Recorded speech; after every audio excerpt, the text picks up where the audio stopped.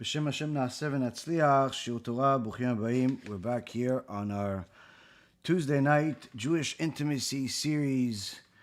And tonight's Shiur, BeEzrat Hashem, is going to be for the Refuah Shlema and Hatzlacha Rabba for Rabbi Ephraim ben Shulamit, Rabbanit Sarah bat Anat, Rabbanit Levana bat Sarah, Avi Mori David ben Nesriya, Imi Morati Doris bat Jora, and all of Am Yisrael and all the righteous Noahides and all of the soldiers of Am Yisrael that are fighting in this war, both on the physical and the spiritual end as we speak. Tonight's shiur is going to have a lot of interesting things that I know that many of you have been waiting for in regards to the matters of intimacy. But just to give you guys an update before we get started into the shiur, anyone that wants to get some of the new book that we have that's both in English and in Hebrew, that is for him and her, meaning both for a man and a woman, especially people that are couples, or newly married, or just simply going through life and need some guidance. Rabbi Ephraim and his Rabbanit put together a fantastic book that could certainly help anybody that reads it. So this is available for free in our Kiruv store. You just go to kiruvstore.org and you could just order yourself a box of 20 of them, so you could get one for yourself as well as distribute to your friends and family in the community. As far as the other products in the store, the USBs, the Kiruv cards for Tikkun HaBrit, all of these things are fantastic to get yourself and distribute right now, especially during this time of Shovavim, where each person needs to do as much as possible as far as tshuva, whether it's doing a tikkun or even signing up to do one tikkun a month or more, and certainly to help other people do tshuva for Tikkun HaBrit. Anyone that wants to learn more about the topic can go to tikkunabrit.live. That's TIKKUNHABRIT.live. And you could see a whole write-up over there based on the writings of the Zohar, the Kabbalah, Rabbi Shimon Bar Yochai, and different places in the Torah that discuss this matter, especially in regards to the whole tikkunim. I know that some of you, Baruch Hashem, have taken that upon yourself at this time, which is a very smart step to take, but certainly there is more to do than just the tikkun. Obviously, we have to do tshuva. And part of our tshuva, as the Rashi and both the Ramban both say in the beginning of Parashat Kedoshim, where Hashem commands us to be holy, where he says, Kedoshim tiyu ki kadosh ani, you be holy because I am holy. This, Rabotai, is in regards to not only staying away from the forbidden, but also when it comes down to the things that are permitted. And during this last almost 40 lectures that we've done in this series of Jewish intimacy, many people that have actually taken upon themselves to, watch these lectures, study them, apply whatever they can to their life, have always seen a change. It's literally guaranteed change, guaranteed improvement in your life. But one of the things that perhaps we delved into a little bit, and we will again tonight, is really number one: what kind of children are you going to produce? If even though intimacy is a twofold mitzvah, where you have one mitzvah for the Jewish man to be with his wife, just for the sake of being with her. This is one of the things that he signs off and promises to do on the ketubah when they get married. So that's that mitzvah. And then there's the second mitzvah for those that are still able, which is to bring children to the world. But the problem is that many people look at the world today and they see that we live in a post-sexual revolution generation, where after the evil writings of Alfred Kinsey, published in 1948, that spearheaded the worst, most disgusting and vile revolution that mankind has seen since Sodom and Gomorrah. And you see now today that there are many, many people that are almost to the point where they're, either regretting having kids because the kids are giving them pretty much gray hairs in their 20s already, or there's just problematic kids. There's all types of health issues, ADHD, and all types of other issues have become practically standard. You have schools giving, medicines to kids as a condition, as a prerequisite in order to allow them to go to the school. Autism has become much more rampant and standard.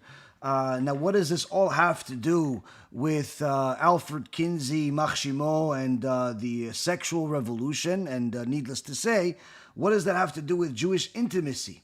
Everything. And this is one of the things we're going to see. The other thing that certainly we have to address is the issues of intimacy, of course, are very particular. Everyone has to know, as I said already from the beginning of this series, has to know where they stand, where initially all of this is going to be new to us. And much of it is going to seem unreachable. A person barely has the wherewithal to have kavana and the proper intention when he's putting on tefillin, when he's making a blessing to eat. Now you're telling him that he has to have even more kavana when in the most physical moment of his life, in the most intense moment of his day, this is when he has to have kavana. So for many people, this is very difficult and if not impossible. But again, as we've said from the beginning, no one is expecting you to adopt all of it into your life on day one. And in fact, some of it you may never be able to adopt into your life. But certainly this is something to aspire to. Certainly this is something to learn from. And certainly there are some things that all of us can take and apply to our life, especially when we know that there's so much writing upon it. Now, for anyone that is still single and is in the shidduch times, this is certainly very important for you to learn. Why? You need to know how to be a wife. You need to know how to be a husband. Not just the one that provides and buys more houses and more jewelry and more groceries, but rather someone that actually knows what is it? What do you need to do in order for you to fulfill your obligation as a husband when it comes to intimacy? Same when it comes to the wife.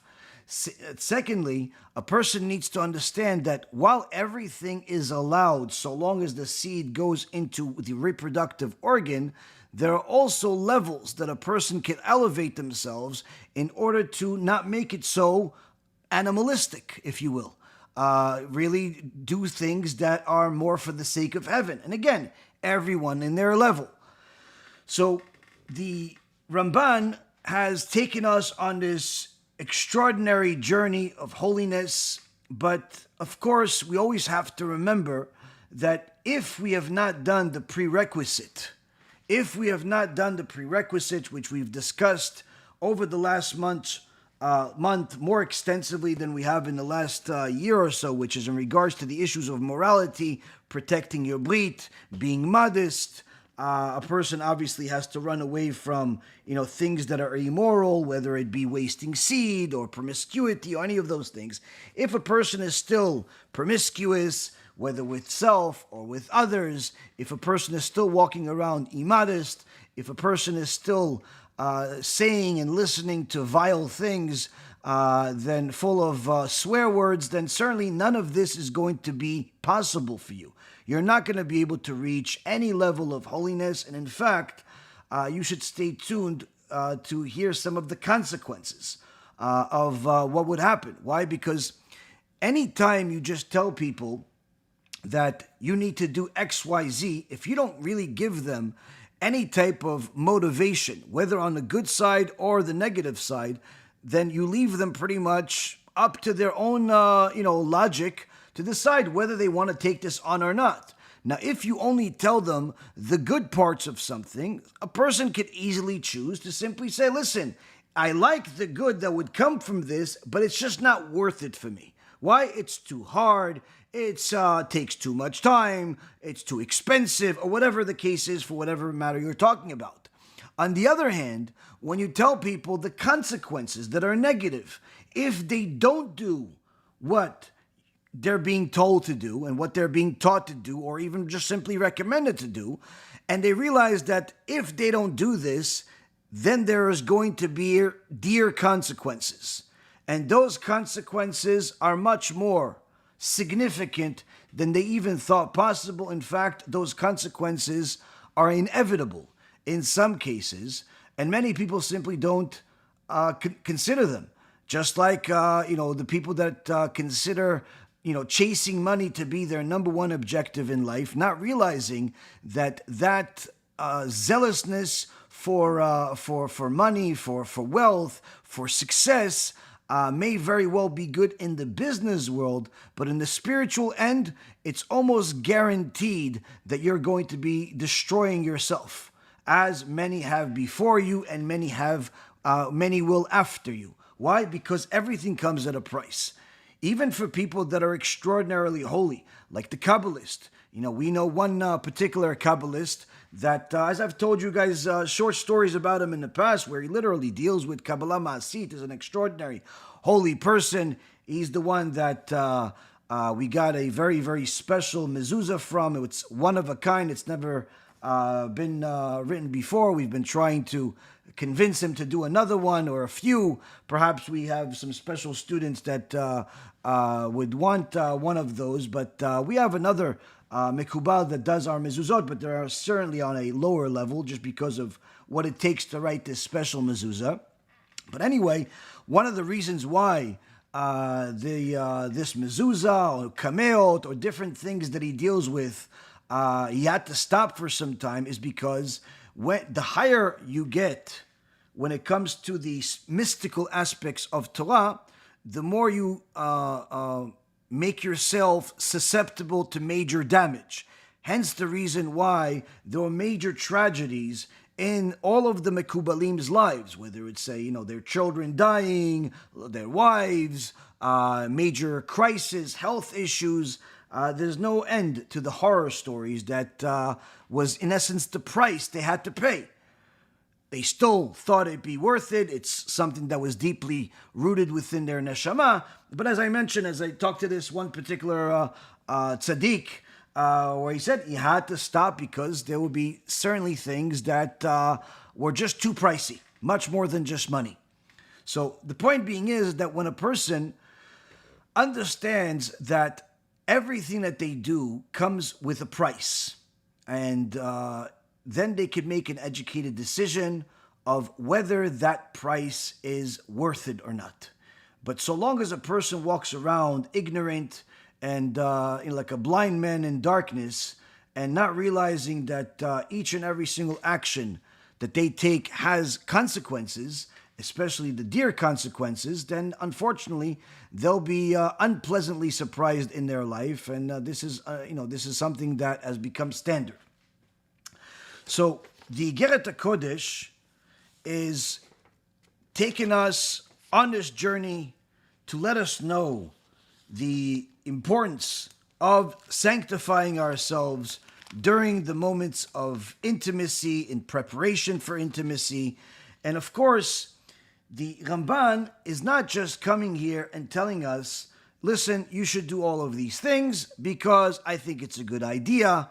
In fact, it took the Ramban 6 chapters to finally get to this particular moment, which is going to talk about the actual act itself. As in fact, not just the act, but the climax. The climax of the act, when there is a seed coming out of the male, when there is a seed, for lack of a better word, from the female, from his wife. And in essence, this particular moment is what many people want to talk about right away. Just like, a person sometimes will put on tefillin without thinking about all the kavanot they need to have, or even just simply the proper mindset. They just want to get over with. They just want to put it on, and they're already thinking about, as soon as I finish this, I'm going to get to work, I'm going to have the meeting at the office, and then I have to go to the restaurant, and they're already thinking about the end of putting on their tefillin. Shabbat just started. They're already thinking about Motzei Shabbat. The holiday just started. They're already thinking about Chol HaMoed. They're fasting during Yom Kippur. And you tell them, listen, Ne'ilah is right now. Ne'ilah, the most critical part of the entire day of Yom Kippur. He's already thinking about all of the cookies and cakes and pastas he's going to eat after the fast. People want the outcome. People want the end result. And it's funny, sometimes people say, listen, I want to be a rabbi. I want to be a speaker. I want to do something like you. I want to be like Rabbi Ovadia. People want the end results, but they don't realize that what you're seeing is an outcome of a lot. And people don't realize what a lot is when it comes to the spectrum of Torah.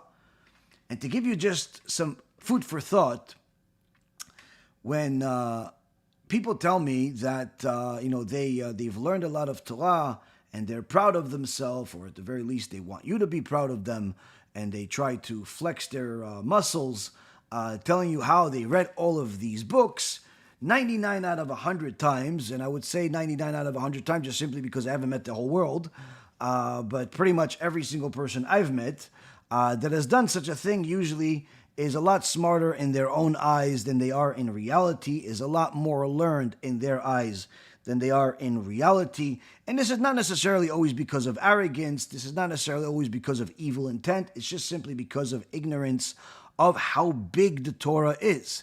We had one young man that's Baal Tshuva for several years telling me all of the people that he's meeting, even if they went to yeshiva, he already knows more than them. And I said, well, perhaps it depends who you're comparing yourself to.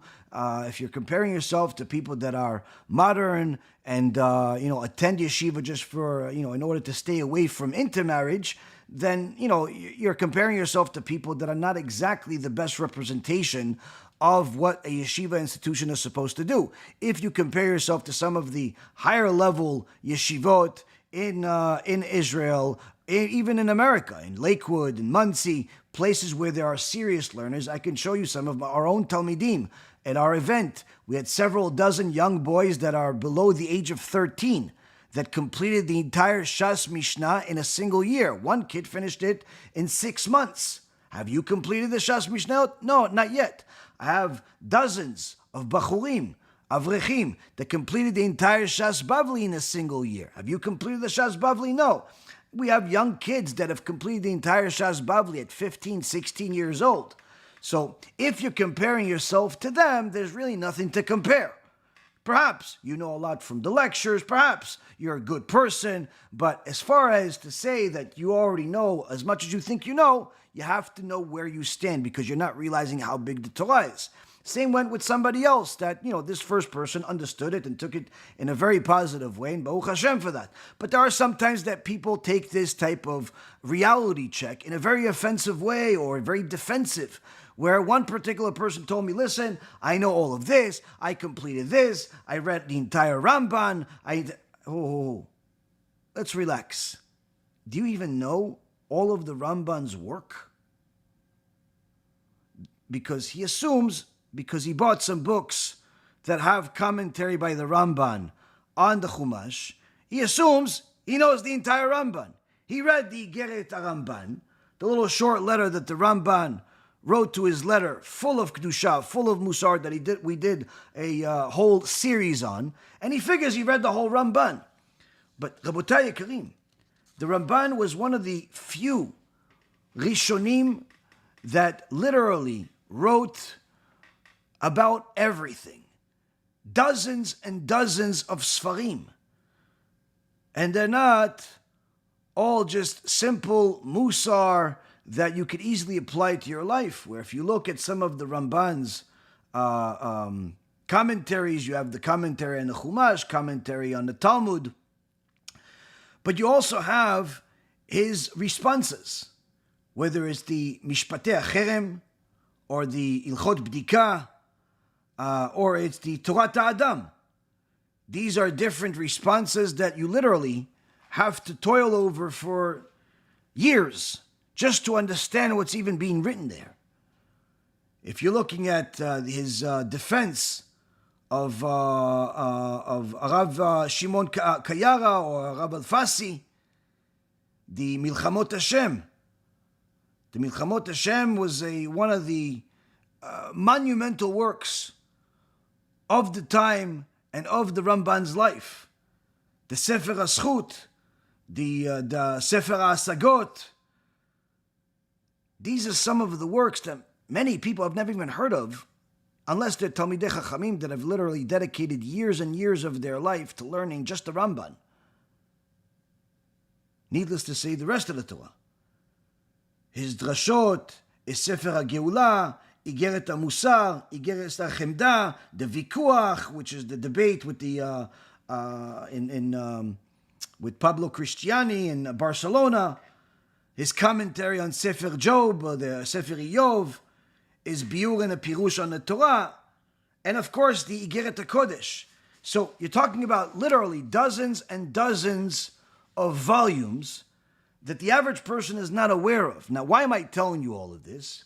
Because in preparation of writing this Sefer of Iggeret HaKodesh, and needless to say, in preparation of arriving at this moment of talking about and teaching us about the climax between a man and his wife, the Ramban took all of that Torah that he has learned, that he has written about, that he has taught, and applied it to these points.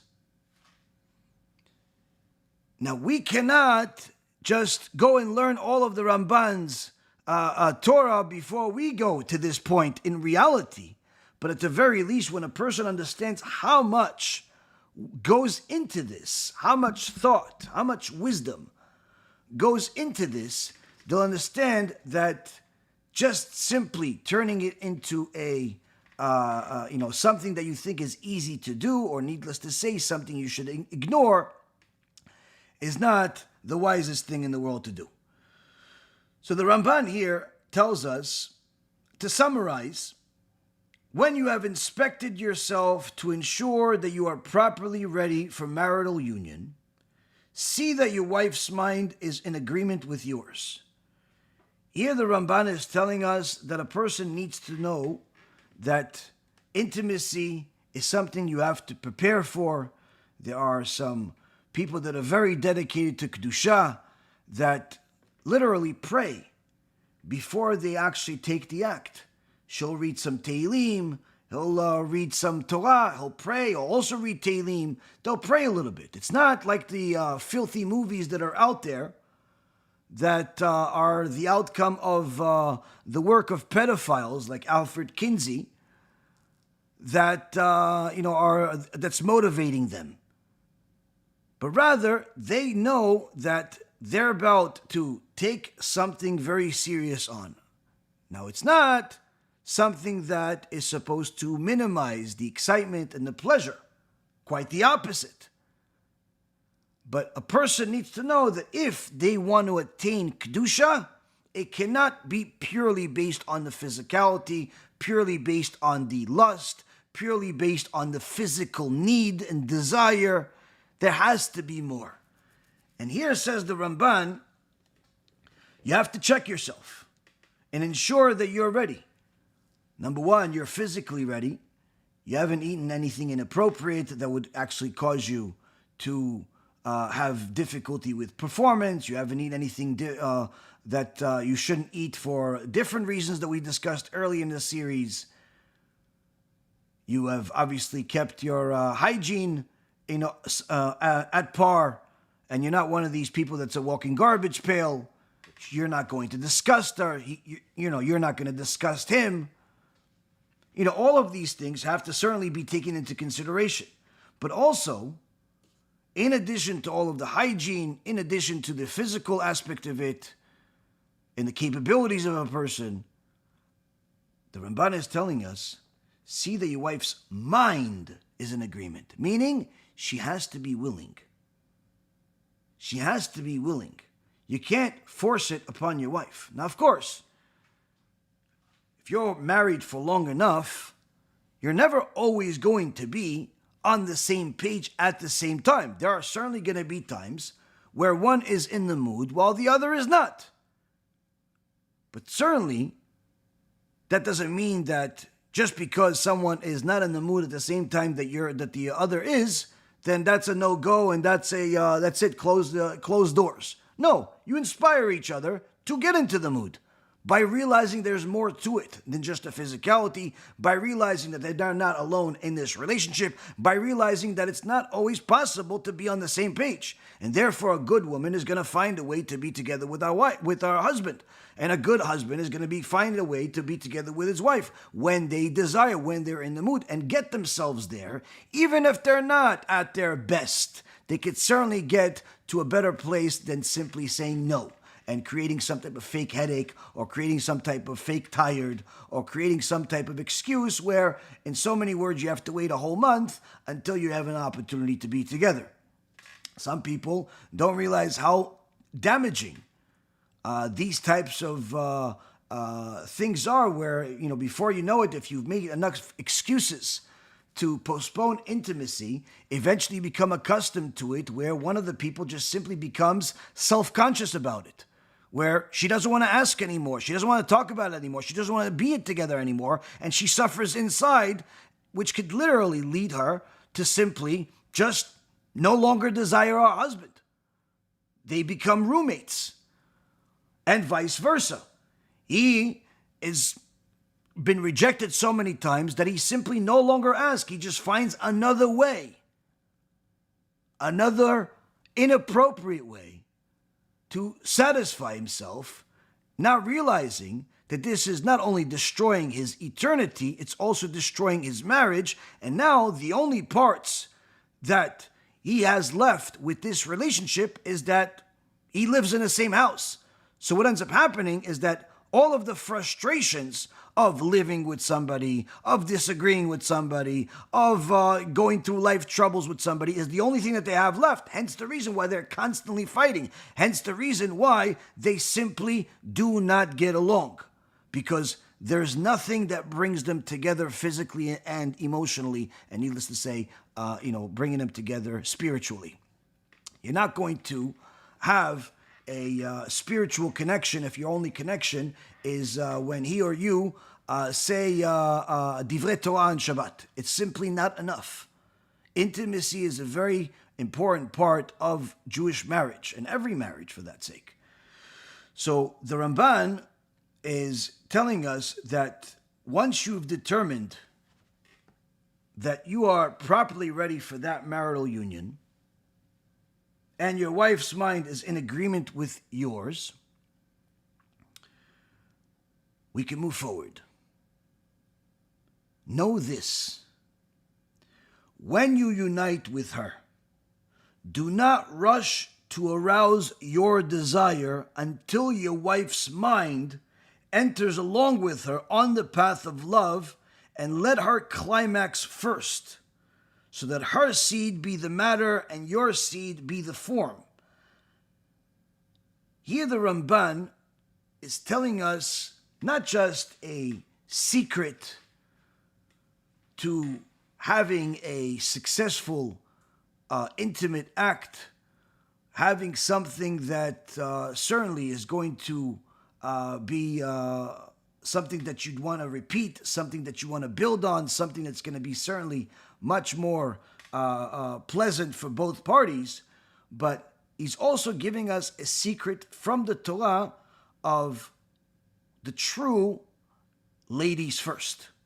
The secular world has this fake form of respect where they say ladies first, even though, unfortunately, there are very few women out there that act like ladies with their no arms and no legs types of clothing that they forget at home. And there's very few people that actually really believe in ladies first without some type of hidden agenda of doing something else with that so-called lady. So the real ladies first, Rabotai, is what the Ramban is talking about, which is coming from the Torah. He's telling you, when you unite with your wife, don't rush to arouse your desire. Don't be in a hurry to just simply get your fix, your climax, your purpose, physically. You have to be patient. You have to get your wife to reach her climax before you when possible. Now, this is not necessarily always possible for different reasons, sometimes for health reasons, sometimes it's simply not working. And for obviously, we know that there are some people that take longer than others. There are some people that are more difficult than others. But the point being is that here the Ramban, like the entire series, he's telling you this is the ideal. This should be the goal. And it should not be ignored. Why? Because if you let her climax first, then her seed will become the matter to your seed becoming the form. What does that mean? If you remember earlier on in the series, the Ramban in essence gave us the analogy of a painter painting a painting. There's the canvas, which is in essence the woman and her emission, and then there is the seed, which is the man. He says, if you allow this to happen in this order, then you have allowed yourself to see the verse from the Torah in the book of Leviticus, chapter 12, verse 2 be fulfilled, where it says, when a woman has an emission and gives birth to a male child. Meaning that if you want to bring male children to this world, this is the way. You have to make sure you wait and your wife is before you. Now, this is not to say by any means that having girls is bad in Judaism. Quite the opposite. The salvation of Am Yisrael in Egypt was due to the merit of the righteous women. And the sages teach us that the salvation is going to come of the Mashiach is due to the merits of the holy women. But the point is the reason why in Judaism it's constantly noted that a person should have male children, as it says at the end of the Gemara in Masechet Kiddushin. Praiseworthy is the one who all of his boys are males, and oy to the one that his boys are feminine.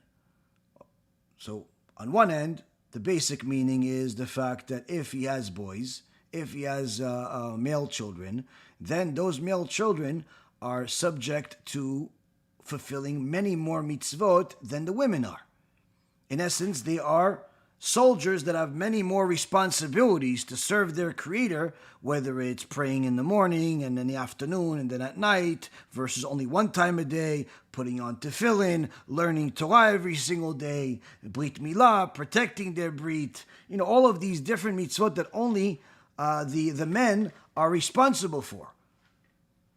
So there are more ways to sanctify HaKadosh Baruch Hu's name when somebody's a male, born a male, can't become a male. But whereas the mitzvot that the women are responsible for are lesser. This doesn't make them lesser, it simply means that they have less responsibility. So if you have a way to serve Hashem in more ways, certainly you want to do that. So the Gemara says, praiseworthy is the one that his boys are male. And oy to the one, woe to the one that they're female. What does that mean? On a second note, the deeper meaning is also to teach us about the problems that we have throughout all of the history, needless to say in our generation, where the sexual education that people have till this day is based on the works of one filthy, disgusting creature named Alfred Kinsey, that in 1948 published a works where he, in essence, did a study and tried to tell society here in America and thereby around the world, all over Europe, even China, and what is the truth of sexuality about the male. And then later on he published another work about the female. Now, this sounds all, wonderful until you see some of the findings that were exposed later on of what he actually did and what it entailed. And this sick person literally didn't just write things based on papers, based on theoretical knowledge, but rather hired a bunch of pedophiles who did their evil on thousands of children in order for him to observe, document, and even record the impact, in order for him to put it in his research. Some of his pedophile employees were even Nazis. And he documents, oh, this 4-month-old child climaxed. How do you know that a 4-month-old kid climaxed? This 4-year-old climaxed 25 times in 24 hours. That's torture. That's torturing a person. And this, Rabotai, became the backbone of sexual education in textbooks, in schools, all over America, until this day. In fact, until that time, this country was a relatively conservative country, founded based on the so-called Judeo-Christian values. Many of the religious Christians remained virgins until their marriage, until this book came out. And when it did, it revolutionized the country. It revolutionized the mindset of people, because in so many words, he told people that in reality, nobody is what they say they are. Everyone is perverted. Homosexuality is standard. Pedophilia is practically a preference. He normalized all of the filth that we have in the world today, well before we realized it was supposedly normal. Now, of course, this is all based on, research that is not valid research that is based on rape, research that is based on pedophilia, research that is based on things that are illegal. But needless to say, this monster got into everyone's textbooks, got into everyone's house, got into everyone's television. All of Hollywood is based on this.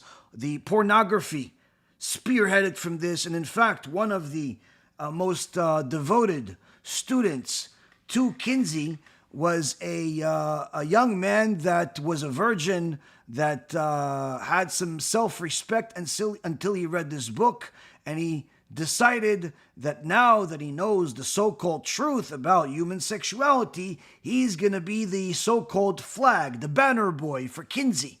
And he started a company called Playboy. His name was Hugh Hefner. So these things, Rabotai, are what the world's knowledge is based on today, when it's not based on the Holy Torah. So in that world of vile sodomy being standard, people have made animalistic desires, animalistic behavior, the norm.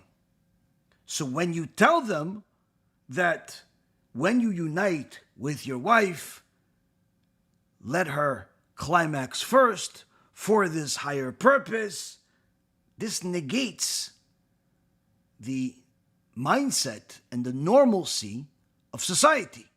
Why should I wait? I'm there to enjoy myself. If she gets to enjoy herself too, in time, before I do, good for her. If not, not. And unfortunately, Rabotai, this all has consequences. Not only are we seeing that pedophilia, according to some speakers that had literally been given the stage at TED in recent years, pedophilia has become a sexual preference rather than something that's illegal and vile and against all logic and humanity. This leads to pornography becoming standard, so much so that there is someone that calls themselves a former rabbi that recently purchased the number one pornography company in the world. So much so, Rabotai, that there is more money and time being spent on pornography than practically anything else. People are willing to do everything for it. So much so that everyone has recently confirmed, after suspecting for many years, that practically every major leader, whether it be here or elsewhere, is involved in some way or another in some form of immorality, and some to the extreme immorality such as pedophilia, prostitution, and all of these disgusting things that everyone agreed was disgusting throughout all of history until the last 70 or 80 years. Now, here the holy Ramban is trying to paint a holy, beautiful picture in a very dirty world. So naturally, the average person is going to have to adjust a whole lot in order for this to become even possible for them to think about, needless to say, to do. But that's why the Ramban is telling us there are verses in the Torah, meaning God said it, not the Ramban. God said it, not the other sages. God decreed it for the body to work in such a way, for the spiritual world to work in such a way. This is not something that's of opinion, but rather we literally have sources from the Torah that tell us that when this is done in such a fashion, you're not only creating more holiness, more connection between the husband and the wife, more spiritual and physical connection, and even pleasure, but also you could actually even create something much more special than you could even value until you see it with your own hand, which is a holy child. Now, even though every child is valuable, every child is something special, especially to their parents, parents that have had difficult kids with all types of medical conditions, or parents that simply, had kids that didn't have medical conditions, but they were just simply problematic kids, or even people that grew up with siblings like that had all types of difficulties, whether it be medical, so it be spiritual, or any other difficulty. They could certainly value what this can bring, much more than a person that just thinks they know everything, because they're not considering everything aside from their current knowledge. So the Ramban is telling us here that the Gemara in Masechet Brachot, page 60a, this is the first Masechet in the Shas.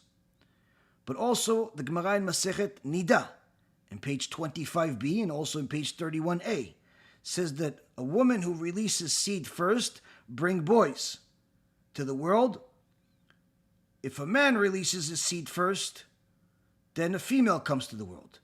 As it's written in the Torah, in the book of Leviticus, chapter 12, verse 2, when a woman has an emission and gives birth to a male child. So now, great, you brought a child. You brought a male child. He's capable of doing more mitzvot. So what? What kind of child is he going to be? Is really the bigger question. Not just what gender he's going to be, because he could be male, but a problematic child. It could be female, but a child that you wish you never had. Not because of the gender, but simply because of everything that comes along with that attitude, with that mentality, with that behavior that you never thought was even possible when there was this tiny little cute 8-pound baby. So what kind of child is it going to be is even more critical than simply the gender. Because many times you're led to believe that you need to get married, and very little education is given to you about what is marriage. So you want to get married, but you want to get married because you want somebody to live with, you want someone to buy a house with, you want someone to pay the bills with, you want to have somebody to have children with.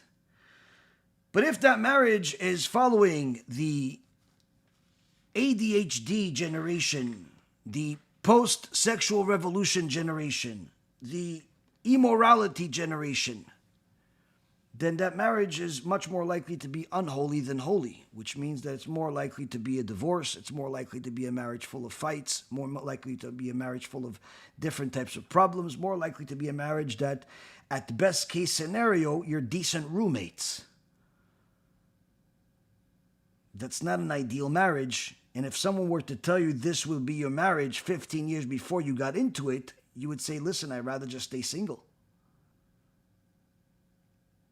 When someone has a holy marriage, you're talking about someone that is able to build kedusha to such an extent that physically, emotionally, and spiritually, the connection grows in perpetuity, forever. The love for each other grows forever. The affection grows forever. The connection grows forever. Despite the difficulties, the ups and downs of life, and whatever circumstances Hashem sends your way, the connection between the two in a holy marriage only improves. Whereas the connection in an unholy marriage, quite frankly, was never really strong enough to stay. And it's surprising it stayed that long. And in Shamayim, they're not surprised that it ended up in a divorce or an adultery or in some other disaster. Why? Because it was unholy. There was never really been a marriage that was done the proper way. People say, yeah, but I want to have children. Everyone wants this cute little baby or 2 or 20 of them. But what happens when that baby grows up? And he's not this cute little 5-month-old baby that you can feed like a doll. And he smiles once in a while and that makes your whole day. What happens when he talks back and has ideas? And she has ideas. And they want to do stuff. And maybe people say, yeah, well, as long as I send them to a good school and I give them what they need, everything's going to turn out. Well, that's not necessarily always the case, because if it's in a unholy marriage, the likelihood of there being physical as well as spiritual problems is much, much higher. And that has to do with the lack of holiness in the marriage, and in the consummation of the marriage, and in the act of intimacy during the marriage. Whereas in a holy marriage, the likelihood of there being spiritual elevation, where a kid literally can be like this one avrech that I know, has a 6-7-year-old kid that has completed almost 3/4 of the entire Mishnah. What 40-year-old males that have been studying for 5-10 years have not done. This 7-year-old kid is almost done with the entire Mishnah. Another avrech that I know, literally, the synagogue can be full of people. His kids always stand out like a light from heaven. I don't know what it is, but everyone sees it. It's literally like they're walking around with like some type of light on them. The boys, the girls. If the place was dark, certainly they're going to put light on it, just simply from their reflection. You could just see the holiness on these kids. And we're not talking about they don't play and they're abnormal. They're the most normal kids. They play and they jump and they get in trouble, but you could see these kids, they're different. They're different. They're like Sefer Torah. This little 10-year-old girl and this 7-year-old or 5-year-old little boy and this teenager, all these kids, they're just like, which planet did they come from? And you see holy kids and you can tell the difference. You can tell the difference. Whereas unholy, unfortunately, is standard. The more unholy, the more you notice them. So the Ramban is telling us that after you have learned this secret about the woman's emission first, let me tell you and remind you of what we learned before, where he says, and you already know what was said concerning the tzaddik, whose wife said of him regarding his approach to marital union, as the Gemara in Masechet Nedarim, page 20b says, he uncovered a handbreadth and covered 2 handbreadths, and that it was as though he was compelled by a demon, which is like a term for someone that is so focused on the task, it's as if he is controlled by somebody.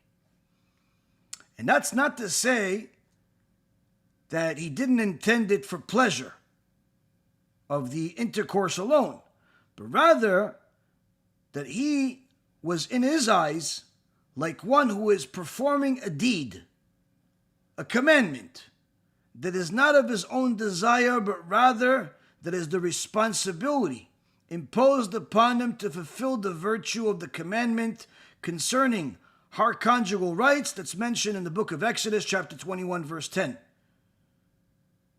And consider well and see how this tzaddik intended the highest, purest intentions, and his action was solely for the sake of heaven and the fulfillment of this commandment.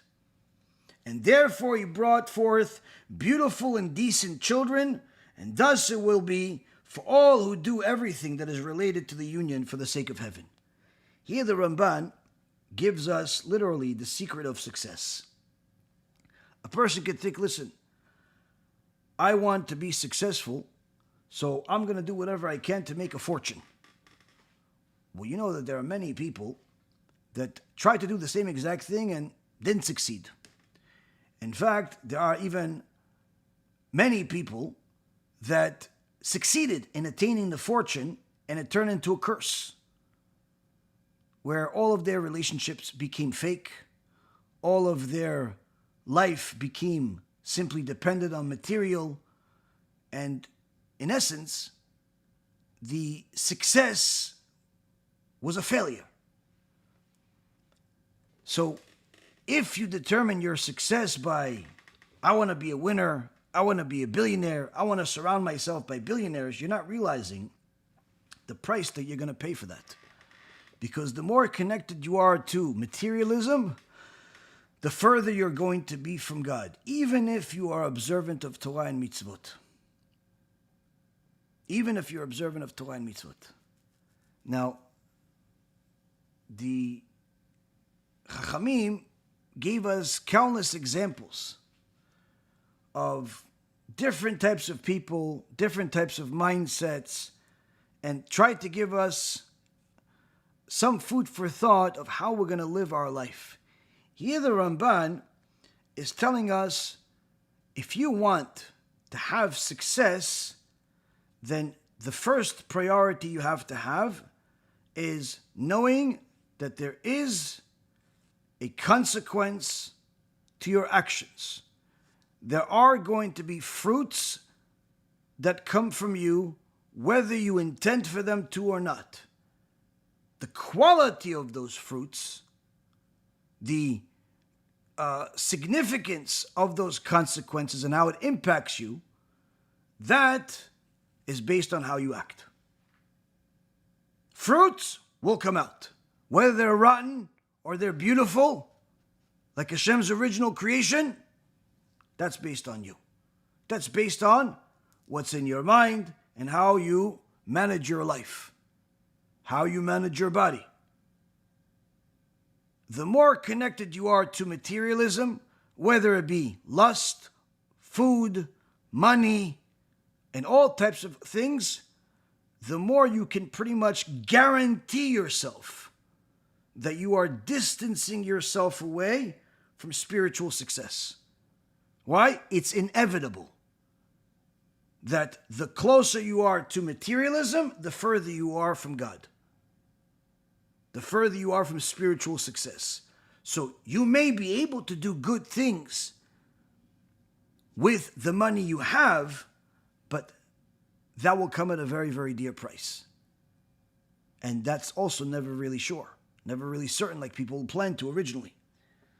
So now, the Ramban is telling us, after you've learned the secret of bringing male children to the world and being patient, you also need to be reminded of what kind of children and how. And he brings the Gemara in Masechet Nedarim. The Gemara in Masechet Nedarim is full of insights of what kind of children one can bring to the world. One that is scared of the things that they heard today about the education system, about the reality of the kids that are in the playground locally to wherever you are today, about society at large, about the leaders leading society. They don't want to be part of that system. They don't want to be one that's literally with the system. They want to be an exception. They want their kids to be an exception. Well, let's see. The Gemara in Masechet Nedarim, page 20a, says, first and foremost, one needs to know that if he converses with women on a regular basis, male talks to females, women talk to males on a regular basis, it will bring you to sin. Why? Platonic relationships are a figment of your imagination. There is no such thing. Several people have heard me say this over the years and have rejected it only to find out the Torah is not wrong. We even had a case where one woman asked me, is it okay for me to sleep over this couple's house because I'm babysitting the kids? I said, no, it's not okay for you to sleep over there. Go home. She goes, no, but it saves me money on rent. I said, wait, hold on a second. You mean live there too? She goes, yeah, no, I could just live there for a few months until I get... I'm like, no, this is not good. There, you have a young father, young mother, you're young, the kid's an infant. It's not healthy. No, come on. They're really friendly. And also, he teaches me Torah. I said, oh, this situation is just getting worse and worse. You're not allowed to learn one-on-one with any guy. Needless to say, this guy you work for. No, but it's a family member, and it's like you don't understand. He's really nice. In so many words, they didn't want to listen. And guess what happened? Not 6 months passed, and this person called me crying because the so-called nice family relative wanted to make her a second wife. And she nearly did become the second wife. So when the Chachamim say that excessive talking between a male and a female is a problem that could lead you to lewdness, that could lead you to immorality, take it as this is a fact. No less than gravity, no less than the fact that you need oxygen to live. Furthermore, one who looks at women will ultimately come to sin. Meaning, even if you learn Torah, you do mitzvot, you go to synagogue, you eat kosher, but you don't protect your eyes. Know this, you will waste seed. You will be promiscuous when given the opportunity. You will fail the tests. Why? That's simply another fact of life. That's how HaKodesh Baruch Hu created the world. That's how HaKodesh Baruch Hu created the world. We need the sun to shine on us in order for us not to freeze to death.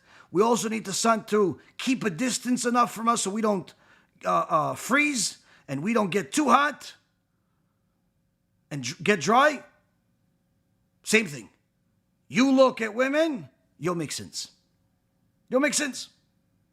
And those sins are very, very costly. Anyone that wants to know some of the details can watch either the Tikkun BeEzrat film, where we talk about the consequences, or you could, as far as the negative part of it, or you could watch the recent shiur that we did, which is the rewards for BeIT Kodesh, that talks about all of the blessings that come to someone that lives a moral life and protects their BeIT. And one that isn't, obviously, is going to miss out on all of that. So all of this can either be gained or lost simply by talking and looking. This is even before the guy is talking about his own wife, she's talking about her own husband or anything. Then after this, the Gemara says that even if he's married, he should know that if he looks at women, whatever children he'll have, they're also going to have serious flaws in their character, because that's in essence a form of measure for measure punishment for what he did. He looked at a woman that's not his wife. He'll see the result of that from the kids that he has.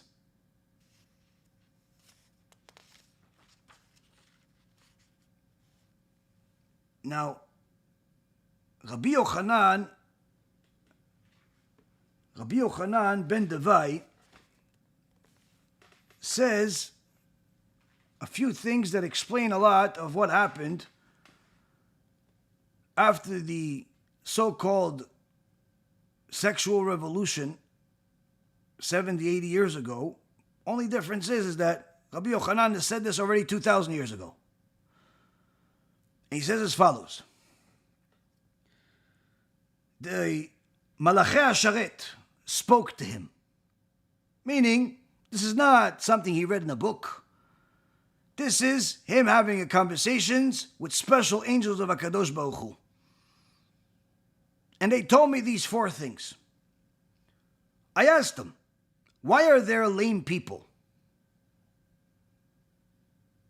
People that don't have the ability to walk, move, and so on. They told me because their parents, when they were intimate, they did it in an unnatural way. Even though it's allowed to be with your wife, to do whatever you want, so long as the seed goes in the reproductive organ. If the intimacy is so animalistic to the point where it's only because of that, it's all about that, it could create so many words, a sgula for negative. You know, there's a sgula for positive, like right now many people are reading Parashat Aman. It's a sgula for parnasah, for good money, to make a good living, to improve your financial standards. But when a person is so physical because of all of the things they have in their mind that they saw in movies, the filth, the billboards, the shows, all that filth that they have in their mind, and simply want to reenact this in their marriage, this can create problems. It can remove the holiness from your intimacy, make it purely about lust, turn things into something that's not really natural, and the outcome could possibly be, not always, but could possibly be punished with children that are lame. So Rabbi Yochanan asks, why are there mute people? The angels say, because those same people, they kiss in that place. Again, halachically, a person can say, yeah, but they say that everything is allowed. Just because it's allowed doesn't mean it's recommended. Doesn't mean that it's appropriate. Doesn't mean that you should do it. You're allowed to go to a wedding, as long as it's a kosher wedding and there's no mixed dancing. It doesn't mean you need to go to every wedding. You're allowed to eat the food at the wedding. It doesn't mean you should eat like a pig. Doesn't mean. Just because something is allowed doesn't necessarily mean it's recommended or it's even good. Malachei HaSharet said, listen, you watched too many of those movies, didn't you? You spend a little bit too much time on the internet at 3 o'clock in the morning, didn't you? And you want to reenact it? Just know it comes at a risk. Why? You used the holy mouth that's supposed to pray to HaShem, the holy mouth that's supposed to speak to HaShem, the holy mouth that says Torah. For something like that, in essence, it depends how you're judged in Shamayim. It could lead to such a judgment. Malachei HaSharet are asked again by Rabbi Yochanan ben Devai, why are there people that are both mute and deaf? Malachim say, because they talk during cohabitation about, things that are inappropriate. Things that shouldn't be said. Not things that arouse her or him. There's no problem there. But if they start saying things that I don't necessarily need to explain, should never be said even at those times, it's not good. Especially when the neighbors can hear, especially when it's in people's houses, all types of things. And why are there blind people? Because they gaze at that place. In so many words, again, all of these things lead to the same, in essence, a cause, which is people turn the holiness of intimacy into Kinsey's definition of sexuality. So now, after we know some of these, we have to look at a positive end. So the sages saw that the children of Ima Shalom, the wife of Rabbi Eliezer HaGadol, the rabbi of Rabbi Akiva, all of her children were extraordinarily beautiful. Not just physically beautiful, but spiritually beautiful. Literally, they were all holy kids. So the sages that were not suspected of any immorality or any inappropriate thought, they saw that this is unnatural beauty. This is something amazing. What happened here? Teach us. Rabbanit, teach us. We want to also have good kids like this, amazing kids, beautiful kids, holy kids that they walk into the room and the whole room is lit up. We want to have holy kids that already complete the Shas at the age of 7 years old. We want that too.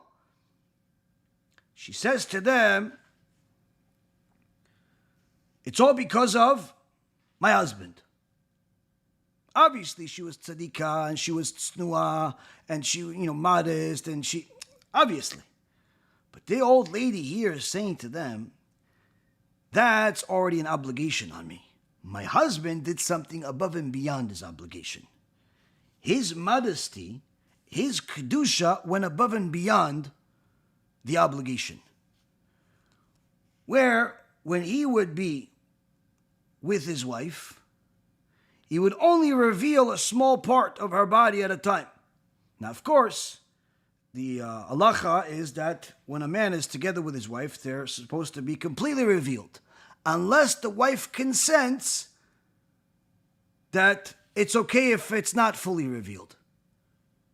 Meaning that it's supposed to be without, but if, for whatever reason or another, they prefer otherwise, where it's less is revealed, that's allowed.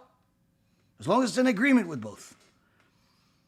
But she says here that he would only reveal a small part of her body at a time, and every time he wants to reveal another part, he would cover the other one. And he was together with her, like she said, like a shed. What does it mean, like a shed? It says he was on a mission to fulfill a mitzvah. Obviously, this did not mean that he just wanted to fulfill his desire. Quite the opposite. He wanted to fulfill her desire. He wanted her to be the one that climaxes. He wanted her to enjoy. He was solely focused on fulfilling her desire, on fulfilling this mitzvah in such a fashion that it's as if he has no benefit in it personally. Certainly, he obviously enjoyed it. And that's why when they asked Rabbi Elimelech Lizhensk, the brother of Rabbi Zusha, they asked him, how come there's no blessing on the act of intimacy like there is on all of the other mitzvot? Before you eat, you make a blessing. If you eat a certain quantity, you make another blessing. Before you drink, you have to make a blessing. Before you wash your hand, you make a blessing. All of these different things that you do in life that you enjoy, you put on tefillin, you have to make a blessing. All these things, you have a blessing. So intimacy is like the ultimate joy. How come there's no blessing on it before you do it? Says Rabbi Elimelech Lizhensk, all of the other things that we make a blessing on, we bless HaKadosh Baruch Hu and thank Him for creating us, for creating this opportunity for us. And we can actually elevate ourselves to the point that we can actually fulfill that mitzvah 100% l'shem shamayim, for the sake of heaven. Meaning that a person can eat only for the sake of heaven. What does it mean, only for the sake of heaven? You're eating just for the sake of staying alive so you could actually do more mitzvot. Not to fulfill your desire of different foods and different flavors and different quantities and different... No. All you want to do is eat just to be satiated so you can learn more Torah.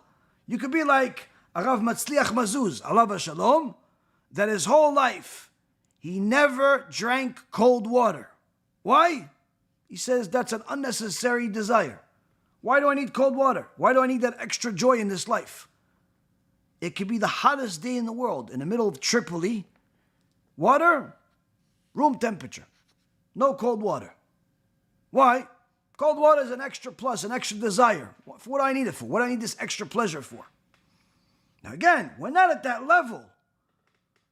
But a person can literally elevate themselves to a point that they can fulfill the needs of their life without necessarily taking their own interest, or at the very least making it the priority. But Rabbi Elimelech Lizhensk says, when it comes to intimacy, it's not possible to do it 100% for L'Shem Shamayim. That's why there's no blessing. Why is it not possible to be intimate just for L'Shem Shamayim? Because whether you like it or not, whether you want to or not, you're certainly going to enjoy it. There's a physical aspect of it that you have to enjoy. Number one, because if there's no desire, the body won't work. The body will not be able to do what it needs to do in order for the climax to happen, in order for even for the actual act to take place in some cases, especially for males. So you have to have desire there. On the other end, once the act is there, there's simply a pleasure there that whether you want to or you don't want to, it's there. So you cannot do this mitzvah 100% L'Shem Shamayim, and therefore there's no blessing on it. But this does not mean that it's not holy, and needless to say, this does not mean that it's not even more important than some of these other mitzvot. But here we see that Rabbi Eliezer HaGadol, the husband of Ima Shalom, got it to the highest level, apparently humanly possible, of being intimate L'Shem Shamayim. Although he enjoyed, although he's still a human being, his primary focus was fulfilling the mitzvah and limiting the joy to only what's necessary. So when she asked him, why? Why do you do it this way? Why do you only see part of my body, not the whole thing? He says, I'm only uncovering the part that I'm looking at. Why? So I don't have my thoughts, if it's scattered all over and so much is available to me, I may have my mind scattered even for a second on someone that's not you. And chas v'shalom that I think about a woman that's not you, because that would almost be considered like the child that will come from this will be like a mamzer. Even though it's not a mamzer, he says it's almost like a mamzer. Why? Because a man that's thinking about a different woman while he's with his wife, technically, spiritually speaking, it's considered as if he's intimate with the other woman, not with his wife. So Rabbi Eliezer HaGadol says it's almost like the kid is not going to be, our kid. It'll be me and somebody else. So what I'm uncovering is only what I can focus on right that second. So we see here a person literally focused on his mission, on his task at hand, with such clarity and focus, you would think this person is possessed, if you will. What is it like? Rav Chaim gives an example of, let's say there is a man in a jewelry business, And this man has some expensive jewelry that he sells for millions of dollars. And one of these big prospective buyers that is interested in one of his pieces that's 10 or 20 million dollars wants to come meet him at the office. Now, as his luck would have it, right, the day that the meeting's supposed to take place, a pipe blows up and there's all types of goodies in one part of the office. He calls the plumber. Plumber's not available right now. By the time the plumber comes, the meeting is already going to be over. So now he needs this place cleaned. And his only option, right there and then, is to clean it himself. He has to clean it himself. So now he's cleaning it, he's cleaning it, he's cleaning it. He doesn't want to clean it. It's filthy, it's smelly, it's disgusting. But he needs to clean it, and he's completely focused on the task at hand. Why? Because he wants the end result. He wants this place to be pristine, to be beautiful. He knows that he cannot reschedule it to a different day. He knows that he can't make this meeting somewhere else that'll make the client think something suspicious. He knows the best solution, only solution is to do it this way. So therefore, on his face, you see somebody that is focused on the task at hand, not all of the other details. Now, of course, intimacy is beautiful. Intimacy is pleasant. Intimacy is enjoyable. Quite the opposite of what this example is, but the focus still remains the same. Rabbi Eliezer ben Horkinos, Rabbi Eliezer HaGadol, he had the goal in mind. What's the goal? Fulfill this mitzvah. The mitzvah is to make sure that the wife is enjoying, is to make sure that the wife is fulfilled, is to make sure to try your best, to make sure that the wife climaxes first. All of these different things, that was his focus. What about me? I am not as important. Now, of course, again, for the 50th time, not everyone is in this level of even thinking, needless to say, doing. But at the very least, in order for a person to elevate themselves, if they look at just the ceiling on top of them, they're not going to get further in life. But if they look at the moon, perhaps they could land in the clouds one day. Perhaps they could at the very least be on the roof of the building. So we see the holy sages, how they elevated themselves. And here we see the outcome of that elevation are a bunch of kids that were so beautiful, both inside and out, that the sages took notice to the point where they wanted a shiur from the mother. They wanted a special shiur. Like, how do you have such holiness one after another? One, we could understand. Two, we could understand. Everyone, all of them are the best of the best. All of them Gdolei Ador. It's like people that look at Rav Ovadia, Yosef's children. All of them, Baruch Hashem, became Talmidei Chachamim. All of his children are huge rabbis. All of them have published books. All of them are extraordinary, one after another. This is not common even in the Torah world. You know, you'll have a big rabbi, I'll have several kids, maybe one of them is really special. But every one of them, he's the Gdol Ador, his son is the next, this is abnormal. So when people ask them different things about his memory, different things about, it always had to do with Kedusha. Dedication to Torah and the issues of morality, protecting his eyes. So we see this is not an invention of Rav Ovadia. We see this already in the Gemara. In the Gemara. Now, the Gemara says that when a person is with his wife, he's technically allowed to do whatever he wants. And they give an analogy of comparing someone that, could eat any type of meat that he wants. Says, you're right, you can technically do whatever you want. But it all depends on what level of holiness you want to attain. If you just want to be like everybody else, fulfill the halacha, do whatever you want. But if you want something special and get something special as a result, then you can't expect to do the same thing as everybody else. Furthermore, the Gemara says that if a person thinks of a different woman while he's with his wife, this is forbidden according to the Torah, even if he's married to both of them. In Judaism, you're allowed to marry more than one woman.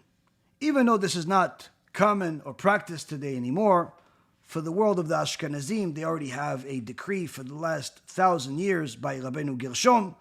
By the way, that takana is, I think it already matured, or it's about to mature in the next few years. I'm not so sure that anything is going to change for people, because most people can barely, survive a marriage with one woman, needless to say with two. But it certainly will have some halachic ramifications for different people that have health issues in their life and so on. But the Sephardi Jews have never accepted this takana, which means that up until recent history, there are certain parts of Sephardi Judaism that still married more than one woman. In Yemen and Morocco. Again, not common, but needless to say, allowed. Now, you would think, if you're married to 2 women, 5 women, whatever you're married to, naturally, you're thinking about more than one. Of course, you're not allowed to be together altogether. This is not some filthy Sodom and Gomorrah. But the point is that if he's with his wife, but he has another wife, it's not wrong to think about his other wife. Wrong. Says the Gemara, even if the woman that he's thinking about is his wife, he's not allowed to think about her while you're only allowed to be thinking about the wife that you're with. The wife that you're with. Now, the Gemara elaborates about some other situations that create problematic fruit, problematic children. And it actually gives 9 different characteristics that bring problematic kids.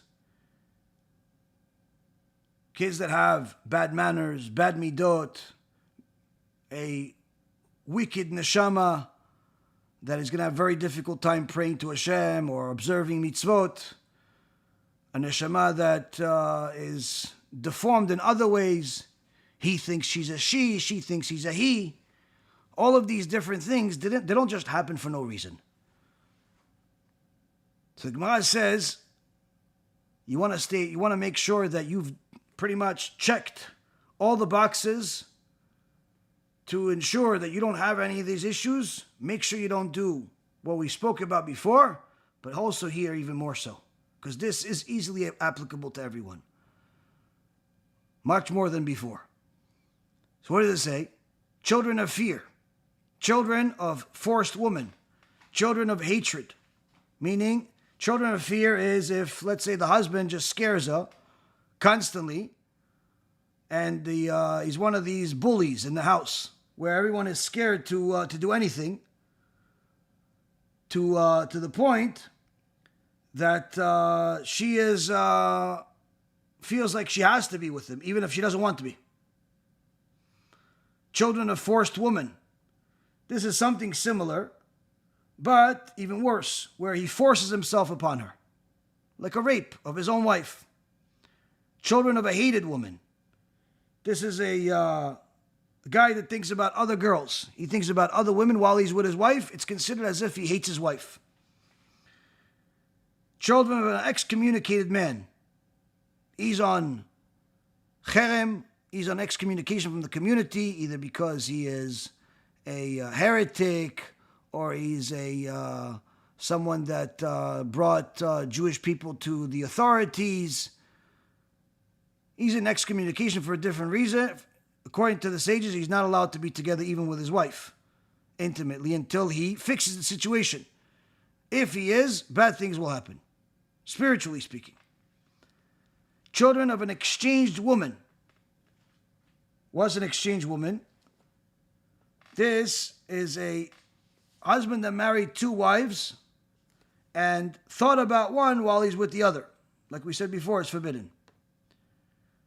Children of strife. This is the couple got into a fight, even if they love each other, but they got into a fight and they had one of these acts of intimacy that's the outcome of the fight, not because the outcome of love, to release their frustration. You released the frustration and created a new one. Children of drunkenness. You got drunk, acted like animals. There are problems that you don't even realize are going to come for another several years. Children of a woman who has been divorced in the mind of a husband, meaning he's already planning on divorcing her, but he still wants to fulfill his animalistic desire. Anything that comes out of it will be problematic. Children of mingling. This is a promiscuous woman that has a child and she's not sure who the father is. Children of brazen women. This is women that, again, similar type of attitude, but she's with her husband, but she's has the type of attitude where she is like demanding things, and in so many words, she's like the man in the house. Let's just say that. I don't have to explain further. Now, here, the Torah is telling us 9 different things that could literally be standard in some houses and can explain a lot of things in regards to why the kids they have are what they have. Masechet Kala adds another one, says the children of a sleeping woman, meaning that a husband that forced himself upon his wife while she was sleeping. These types of actions create problematic neshamot, meaning there is a place called Guf in Shamayim.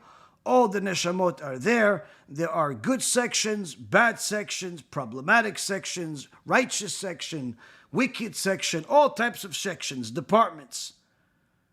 When a person sanctifies themselves, elevates themselves beyond the physical, where they know they'll benefit and enjoy physically, but they're not just focused on that, the neshama that they pull down from Shamayim is from the good section, from the holy section, from the beautiful section, the inner and outer beauty.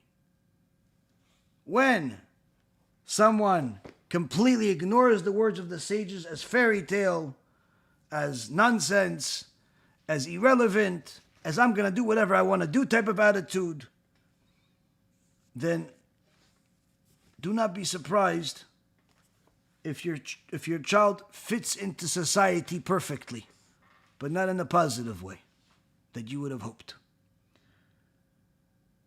So here, Rabotai, the Chachamim are telling us that when a person is just focused on their body and is ignoring the clear instructions of our holy sages, they're in essence not distinguishing themselves really much from the people that they wouldn't want to be like. But as Moshe Rabbeinu tells Am Yisrael, we see in this week's parasha,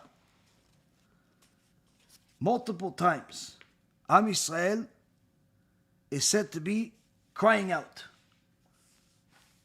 Vayiru me'od ve'itz'aku bnei Yisrael el Hashem. Am Yisrael cried out to Hashem. Cried out to Hashem. Multiple times they're crying out to Hashem. Moshe Rabbeinu says, Hashem yilachem lachem v'atem techareshun. You don't need to cry. Hashem will fight your wars. You shall remain silent. But people cry out to Hashem over and over again. So you tell them, why are you crying? Oh, I have this problem. I have that problem. Fine. So you have to fix it. Perhaps you can't fix the past, but you could certainly fix the present. You could do whatever you can to fix the present. And the person says, yeah, but this is difficult, and I'm busy with this, and I'm focused on building this. So the Chovot HaLevavot, nearly 1,000 years ago, preceded the Ramban. In the second chapter, in the second section, fourth chapter, called Shar Avodat Elohim, the gate of serving God. He says that there are 10 levels of belief in HaKadosh Baruch Hu. 10 levels of belief. In essence, 10 types of believers. The first level are people that are led by ignorance and by overwhelming effect upon them of their base desires to reject the Torah. They consider the Torah to be like the customs used to guide other people and the laws used to govern the fools. In so many words, these people are not exactly what you would call righteous. They think the Torah is old-fashioned, Iggeret HaKodesh, old-fashioned, Gemara and what it says, all the things about how you're supposed to manage your sexuality and intimacy, and old-fashioned. Just customs of ancient people. Fools follow it. That's a certain type of believer. The second type of person, second level, are people who cannot deny the signs and the miracles that were manifested by the prophets due to their general recognition, but they do have a doubt of the truth of the Torah, where their view of the Torah is close to that of the previously mentioned group, but they're saying God wished to point out to his creatures a way to which their condition in this world would be improved. So that's why he brought the Torah. And that's why he sent the prophet. But they don't believe in a reward and punishment. Meaning, there's no such thing as if you do whatever you want, that HaShem will punish you for it. As long as you're not killing anybody, as long as you're not stealing from anybody, if you just so happen to express your physical desires and lusts the way you deem fit, there's nothing wrong with it. There's no reward and punishment. Needless to say, there's no Gehenna, there's no Kafakela, there's no problematic kids. That all has to do with chromosomes and hormones and just bad luck. In so many words, there's no divine retribution, there's no divine judgment, there's no divine anything that is really carefully judging every single little tidbit of action that you even think of. Needless to say, do. None of that. This is second type of believer. Third level are people of a certain that are certain that there's truth in the Torah, but they think that it's the grace of God for the improvement and guidance of his creatures in this world, not for reward and punishment in the next world. And what misleads them is that in the books of the prophets, reward and punishment is constantly mentioned. But it doesn't mention reward and punishment in the next world. So they figure that any type of reward and punishment, perhaps it's in this world. You lose money, get sick, but there's no Gehenna. This is the third type of believer. I already know that every one of you is saying, every time I mention someone, you know that, oh yeah, I have a guy like that. I know a guy like that. How do you know him? The fourth level are people who are certain in their souls of the Torah and the truth of reward and punishment in the world to come. They know that there's reward and punishment. They know the Torah is real. So you think, oh, these people are tzaddikim. But they're inclined to the love of the world and its desires. They use the acts of God's service as traps with which to catch worldly advantage. And they accept the Torah outwardly, not inwardly. With their tongues and not with their hearts. In so many words, they're religious on the outside, but on the inside, rotten potatoes. Do you ever smell rotten fruit, rotten potatoes? Doesn't smell so good. It's even worse spiritually. Why? Say, listen, yeah, there's reward and punishment, I believe, but it's not really what the Gehenom movie said. It's different. It's like you're embarrassed for like a year. They like make fun of you. Well, what if you're a murderer? You also get embarrassed for a year? Yeah, I think it's a year. What if you're a rapist? You also for a year. Everybody a year, no matter what you do. So Hitler 1 year, you 1 year. No, Hitler gets more. Wait, so who else gets more? And then you start seeing them become tongue-tied. Saying, no, only HaShem knows this. Why? Because in reality, they know that their belief is fake. But they're not willing to go any further.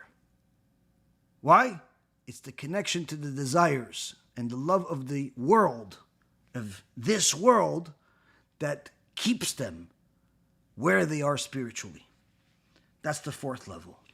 5th level.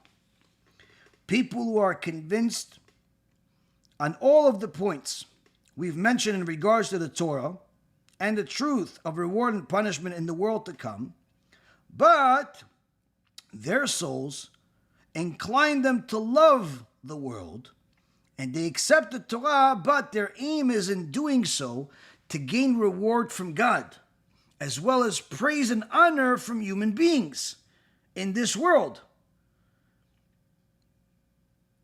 This is a kind of hypocrisy and a form of concealed polytheism. In so many words, you're not serving God because you love God or you fear God. Rather, it's just your own self-interest. You don't want to get punished, and you want people to say nice things about you. Oh, you see him? Yeah, he's religious. Yeah, no, the kids go to the best yeshiva or best money could afford.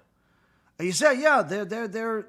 Yeah, but in reality, the inside is only, I'm only going to do this if I donate. Is God going to make me rich?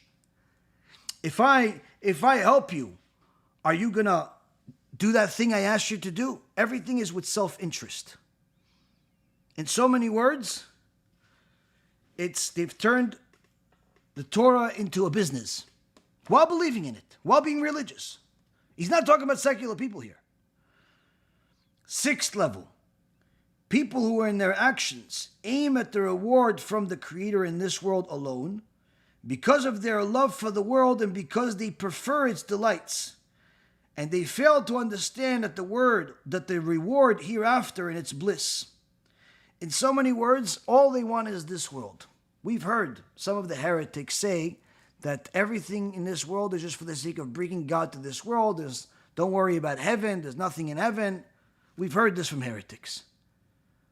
A person that only is focused on building himself a villa, an empire, a castle in this world is not going to be connected to HaShem in a high level of holiness or even in a level of holiness at all. Why? They're focusing on a temporary world. They may have built themselves a company, a business, a net worth that can buy 20 castles in this world. But in the next world, they're lucky if they have a bathroom. Why? Connection to this world, the deeper it is, the more disconnected one is from the next world. This does not mean that a person needs to be poor or unsuccessful or a failure. But if your focus, attention, is on this world, you've already decided you're a failure. Not because of the money. You may have millions. But spiritually speaking, eternity speaking, you wrote yourself a bankruptcy statement. 7th level. People who are convinced of all that we have mentioned, but their motives in serving God is the hope of reward in this world and the next, and they do not know the ways of serving God for His sake alone, to magnify, to honor, to exalt Him, only because this befits Him. In reference to them, our masters of blessed memory have said, be not like servants who serve the master on condition of receiving reward, but like the servants who serve the master not on the condition of receiving reward. And let the fear of heaven be upon you. So here we see people that are simply doing everything for the sake of reward. This is a good way to start doing tshuva.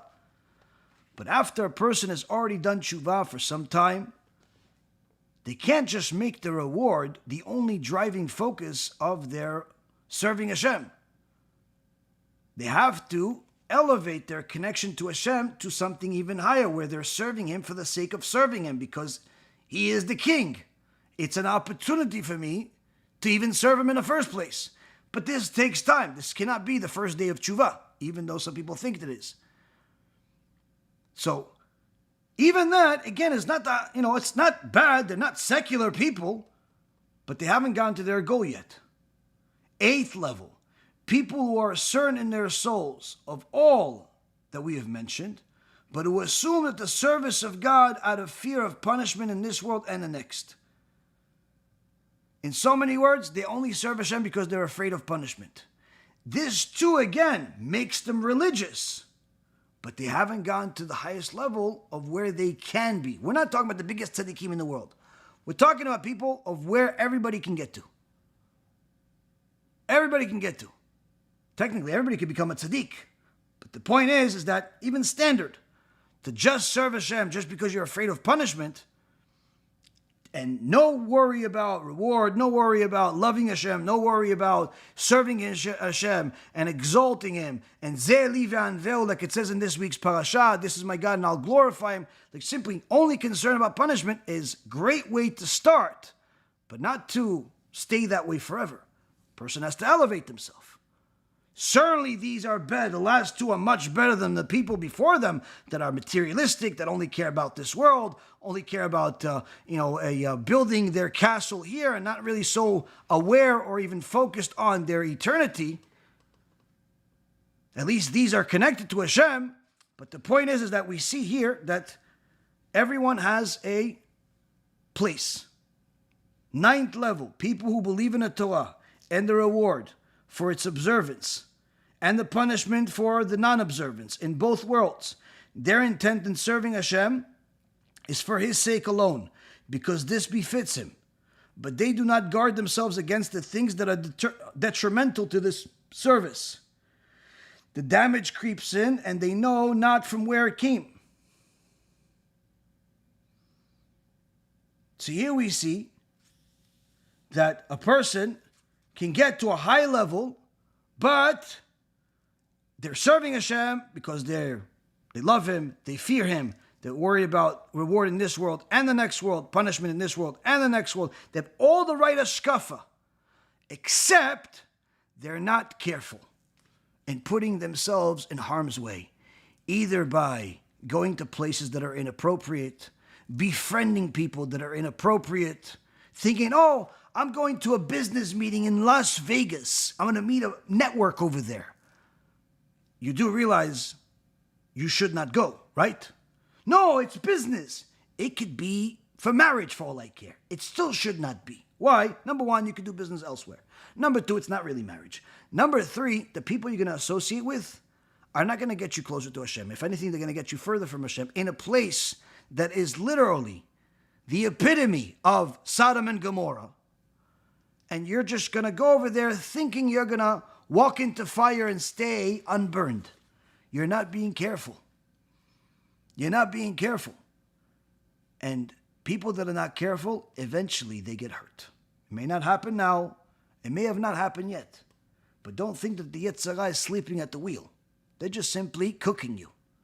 And you don't realize it because you're like a frog in hot water. It just hadn't gotten boiled yet. So a person that's not careful with their neshama, eventually, they can lose everything, chas v'shalom. Even if they have the right hashkafa, even if they have the right ideology. Simply the lack of being careful with who you associate with, that can cost you everything. One of the places we learn this from is from the Torah, where in the prophets we have a king, Achav, was a Rasha Merusha, one of the worst people that ever lived, and he befriended one of the righteous king. The Gemara in Masechet Sanhedrin says that although King Yehoshaphat was a righteous king, he befriended Achav, who was a Rasha. You would think, yeah, but he didn't go start and start worshiping idols like Achav. He didn't go do the bad things that Achav did. But who told you that you're allowed to become friends with wicked people? Who gave you the permission to do such a thing? And guess what? Achav did not want to listen to the Torah. When the righteous prophet came and told them that you shouldn't go to this, to this war, the prophet Michiyahu ben Yirmiyah came to him and told him, you shouldn't go to this war, you're going to die. Achav didn't want to listen to the Torah, and what happened? He died in the war. So you think, okay, so the bad guy died. No. But even the good guy, Yehoshaphat, also got punished. Why? Oy la rasha ve'oy la shcheno. In fact, Rabotai Karim, one of the scariest things I ever heard, Rav Yoel Misatmer ever teach, is that he says that a person gets punished for making bad friends, for being friends with wicked people. So much so that a person can get his neshama replaced with the neshama of a wicked person.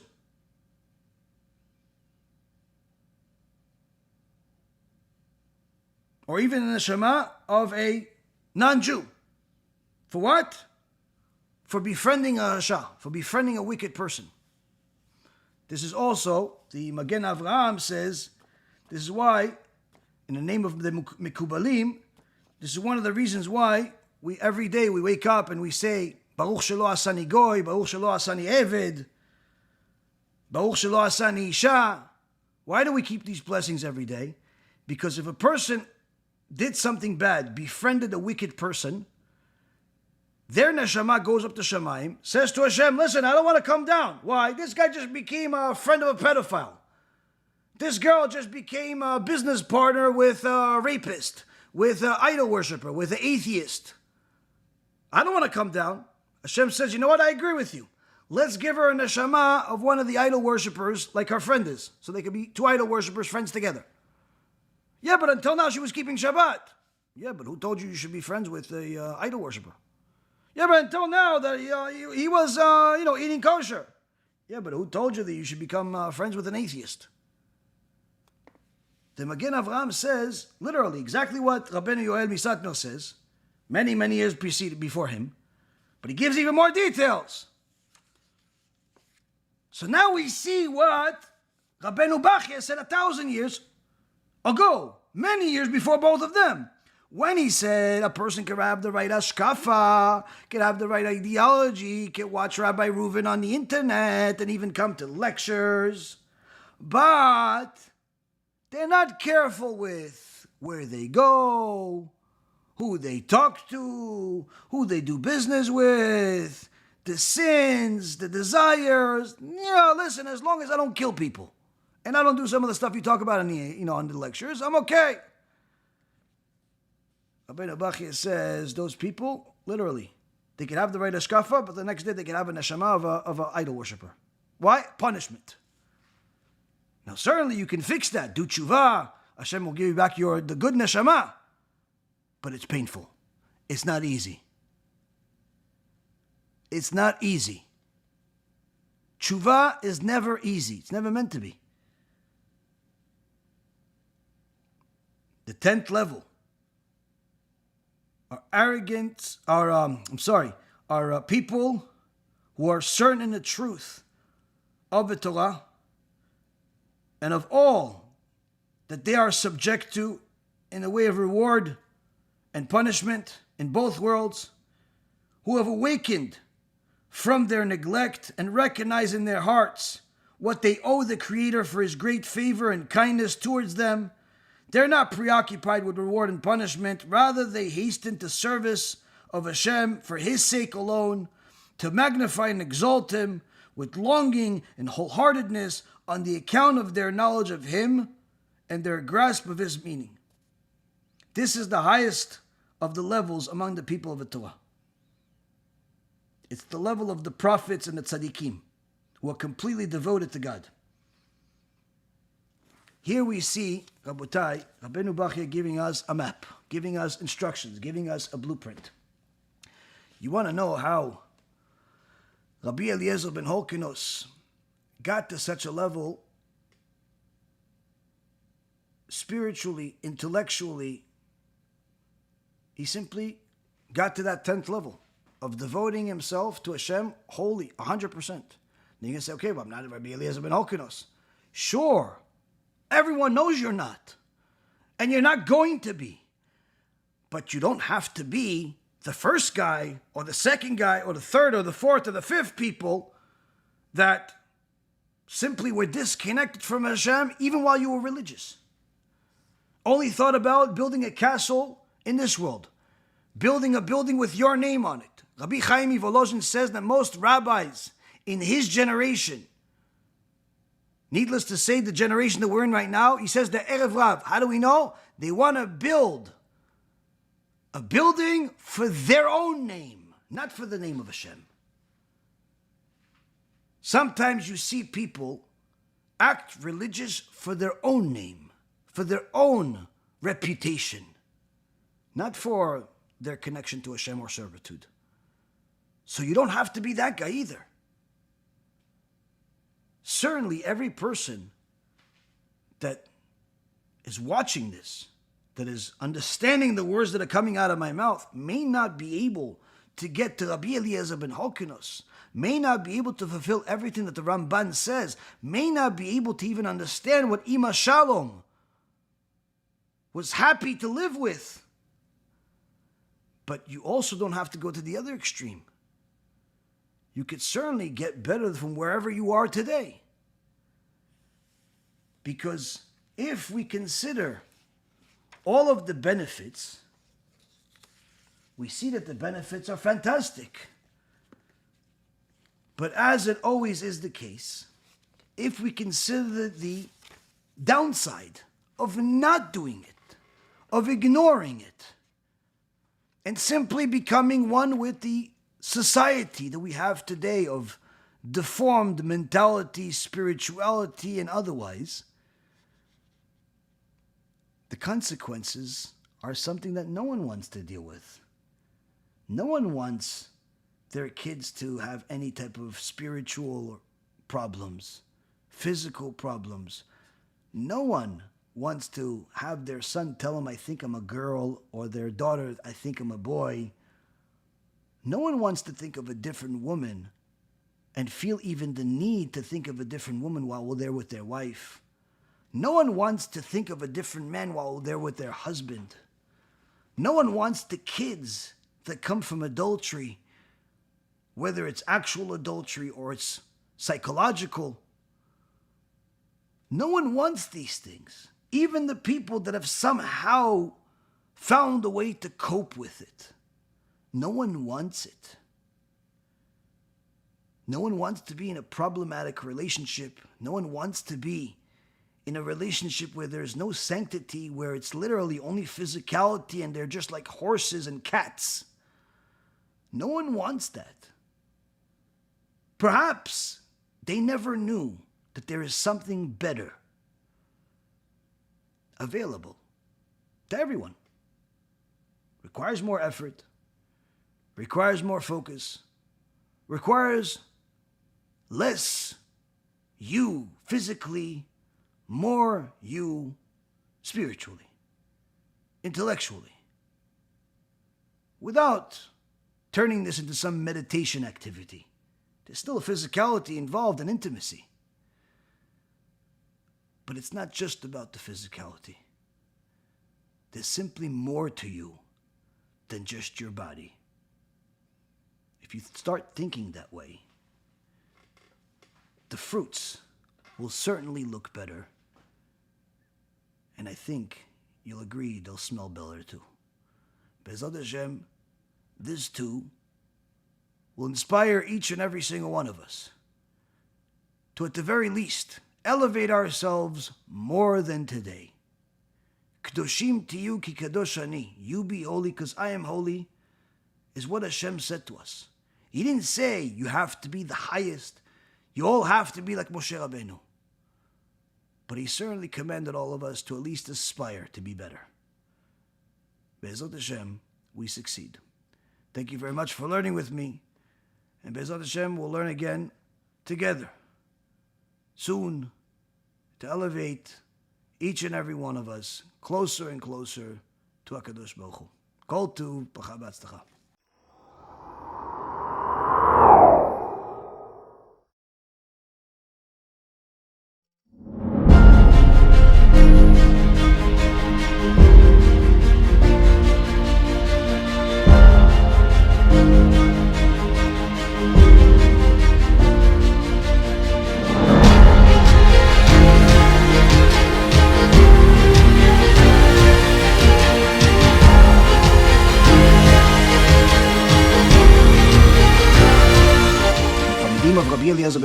Asked him, what can we do to protect ourselves from Chavrei Mashiach? He says, Torah and Gemilut Chasadim. Even if somebody does a nice thing or learns a lot or anything like that, it's never compared to bringing one of Hashem's lost kids that's been lost for the last 3,000 years back home. One of the beautiful things that we have in our organization is that we have both Torah and Zikuy Rabim, because we have our kollels, we have our avrechim, and we also have our kiruv that we do around the world. Our lectures reach every corner of the world, Baruch Hashem, in multiple languages, but of course, we always want to do even more. תות היו רגלינו בשערייך ירושלים למעמד הנשגב והמרומם של סיום הש"ס, זוהר והשולחן ערוך, שעל ידי ארגון בעזרת השם העולמי.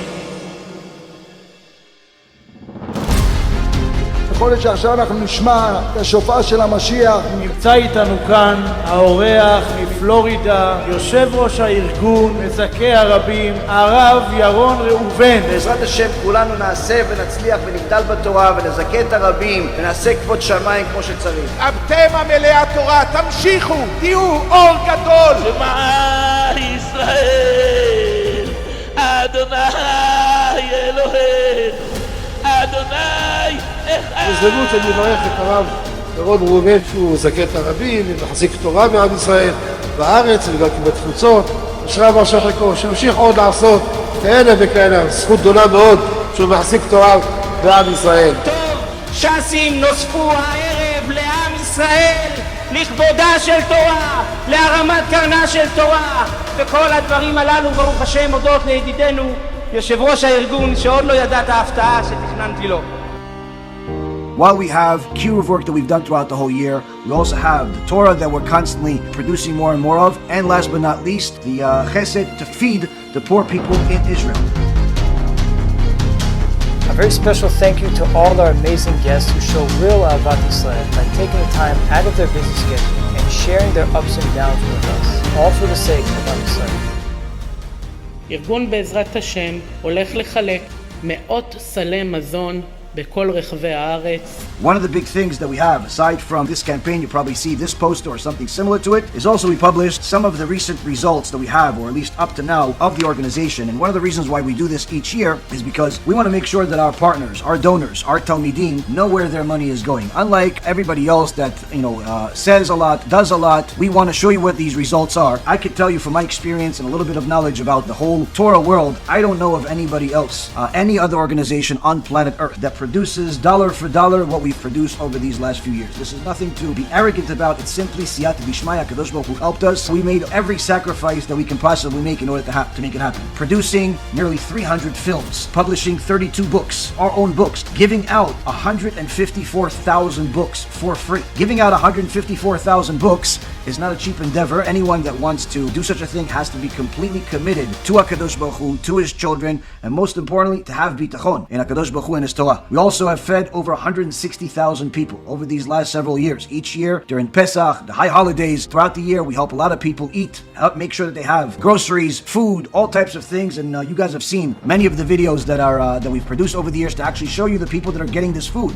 You have here 160,000 people have eaten, nearly 300 Torah films. And then on top of all of it, we have 1.4 million USB, CDs, and cards that have been giving out for free. All of the work that we've done over the last 10 years on these USBs given out for free. Last but not least, 12,000 video and audio lectures available online in about 14 different languages for the world to watch for free. הרבנים, הרב ירון ראובן, הרב אפרים כחלון, נשאר גבוה בעזרת השם, שעלו מעלה מעלה, כדי להצלחה והצלחה. זאת מוכרים מלא משאלות ליבה, בטובה ובברכה. וכל אשר יפנו, תשכילו ויצליחו. תזכרו לעשות כאלה וכאלה, תביאו תורה להגרה, בין והבין. ארגון בעזרת השם לקח על עצמו את אחת המטרות הקשות ביותר בדור שלנו, לתקן עולם במלכות שדי. לא להסתפק במשהו אחד, לעזור רק לאנשים מסכנים, רק לאנשים ניצולי שואה, רק לאנשים שלא מכירים את אלוקים, רק לאנשים שאין להם כלום בבית, אלא לעזור לכלל ישראל בכל מכל כל. וברוך השם, חפץ השם בידינו הצליח. למעלה ממיליון יהודים ויהודיות נעזרו על ידי ארגון בעזרת השם. רק תדמיינו לכם איזה עוצמה היה לכל אחד ואחת מהשותפים שזכו להיות כל אחד כפי כוחו ויכולתו, לאיזה תוצאות הצליחו להגיע ולאיזה תוצאות עוד יצליחו. פורים שמח על לראות את השלטים. נעלה עכשיו למעלה, כמו קצת את האש, את הלימוד. ברוכים הבאים, אפשר לראות כאן כולם יושבים לומדים. איזה רעש של תורה, איזה רעש, איזה רעש. והנה יש פה עוד בית מדרש, וגם פה יש השם הכל עמוס.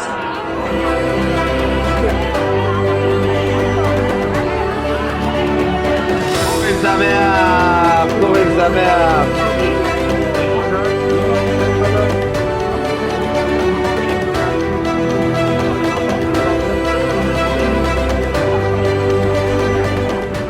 הדמיון הזה הוא לא דמיון כל כך רחוק, כי כמו שהתורה אומרת, בפיך ובלבבך לעשותו, ככה גם בדבר הזה. כל מי שירצה, כל מי שרוצה או רוצה להיות שותפים איתנו, עם הארגון הקדוש והנפלא הזה, שכל כוונתו לשם שמיים, להגדיל תורה ולהאדירה, להרים קרן התורה, לעזור לכל אחד ואחד מעם ישראל, בכל העניינים, כל המישורים, מהילד הכי קטן שצריך מטרנה וטיטולים, עד האיש הכי מבוגר שלעולם לא הניח תפילין, ורגע לפני המוות דואגים להניח לו תפילין. אם גם אתם רוצים להיות שותפים בכאלה דברים גדולים בעשייה של תורה ועבודה וגמילות חסדים, ברוך השם, ארגון בעזרת השם כאן לצדכם, לשירותכם, יחד עם כלל ישראל.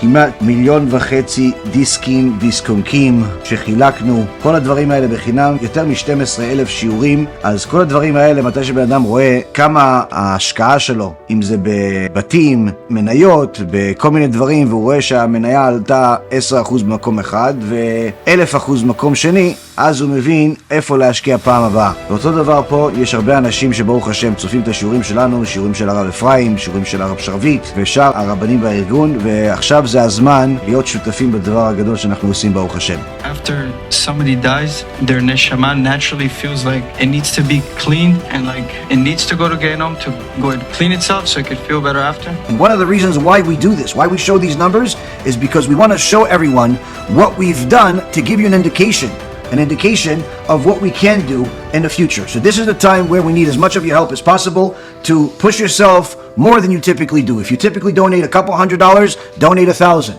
If you could afford the 8,000, 15,000, 50,000, whatever you could afford, this is the time to do it, because this is going to be the help that we have to help all of these Avrachim, to feed these people, and perhaps Be'ezrat Hashem one day to get that building that we've been wanting to build here in the United States, to build a community. But all of these things require millions of dollars. If not now, then when?